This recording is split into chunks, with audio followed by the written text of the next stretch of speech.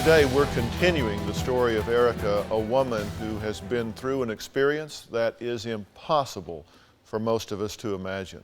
When she was just 2 years old, she witnessed her father torture and kill her mother. On the last show, she told me that she was ready to confront her father, and today, he's here. He's waiting backstage.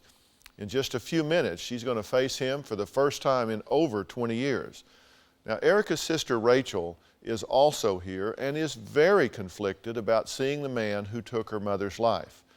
Because she was 4 years old when the murder happened, she remembers a lot more than her little sister. My sister could care less about seeing my father in a relationship. As far as my sister, no, I don't think that would ever happen. When my sister found out that I was trying to see him, she asked me, do I know what he did all the years before she was murdered? And I don't know, but she knows. I have decided to participate in the DrPhil show simply because my sister has asked me to. I would do anything for my sister. I did not come to the show last time she was here because to me, it's just a part of my life that I don't want to drag up. It's painful for me to have to remember this. Unlike my sister, I remember the day that it happened, and all this just brings that back. I think my sister remembers my mom being abused before she was killed. I have a few memories of my father. None of them good. I don't want to talk about them. To me, my father is not my father. Maybe I do hate him. I don't think I'll ever forgive him. He took away my mom, and that completely changed my life. I don't know what it's like to have a mom. I don't think my dad should have had the chance to go to rehab. I think my dad should have been back in prison. I don't think he served enough time. I don't know if I'm ready for this.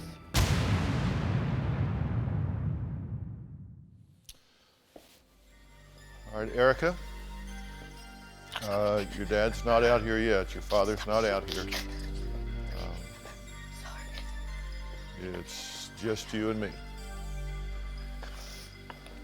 Okay. All right.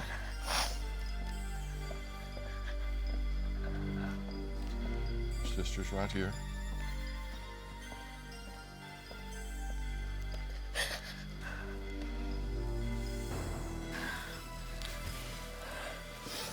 So tell me what's going through your mind right now. Scared. I'm nervous. Why did you want to see him and confront him originally? Because I felt meeting him and talking to him and having him have to listen to what I had to say would give me a little closure and let me move on. What do you mean by closure? What would it do for you? I'm hoping it will put me at ease with myself and let me move on and live a normal life and not always thinking about him and thinking about what happened and always wondering. It takes away the unknown. It takes away the mystery, right? Because you've seen him, you know what he is, you know what he isn't.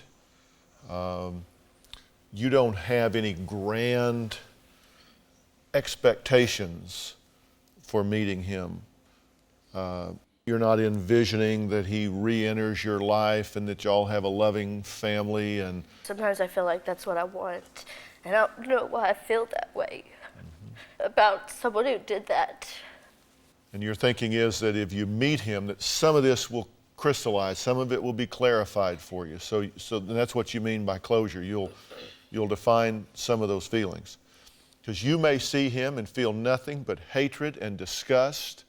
And even that would be clarity. If you feel compassion, if you feel forgiveness, then that would be clarity for you. You would understand then where you stood.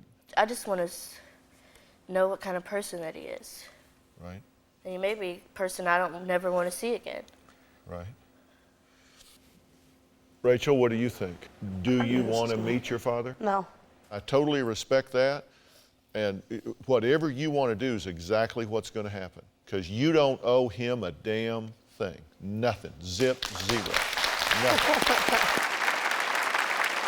You do what is good and right for you, and don't worry 1 second about him or anything else.